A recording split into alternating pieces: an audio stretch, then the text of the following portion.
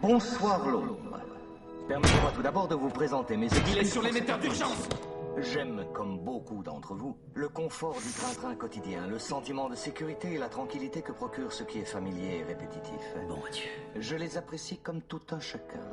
Mais dans cet esprit de commémoration qui prévoit que les événements importants du passé, habituellement associés à la mort d'un individu ou à la fin de quelque horrible bataille sanguinaire, soient célébrés par de sympathiques congés, j'ai pensé que nous pourrions célébrer ce 5 novembre, jour hélas oublié, en consacrant un court instant de notre vie quotidienne à nous asseoir et à bavarder un peu.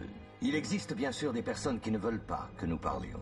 Laissez-moi réfléchir. Je soupçonne qu'en ce moment même, des ordres sont aboyés dans des téléphones et que des hommes armés vont bientôt se mettre en route. Les Champs-Élysées, c'est l'heure. Et merde! Pourquoi? Parce que même si on peut substituer la matraque à la conversation, les mots conserveront toujours leur pouvoir. Les mots sont le support de la compréhension et pour ceux qui les écouteront, l'énonciation de la vérité. Et la vérité, c'est que quelque chose va très mal dans ce pays, n'est-ce pas? C'est vous qui l'avez conçu, vous la vouliez indéréglable. Vous m'avez dit toutes les télés de Londres. Cruauté et injustice, intolérance et oppression.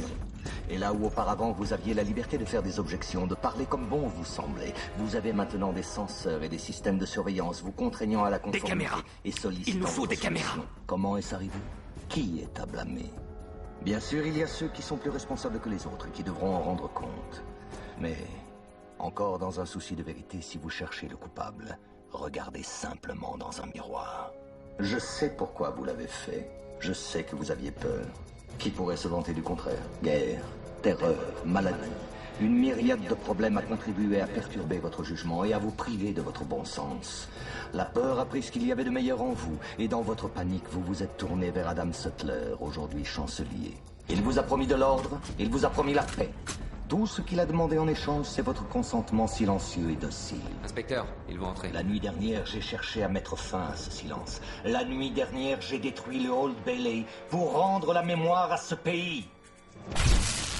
Il y a plus de 400 ans, un grand citoyen a voulu ancrer à jamais le 5 novembre dans nos mémoires.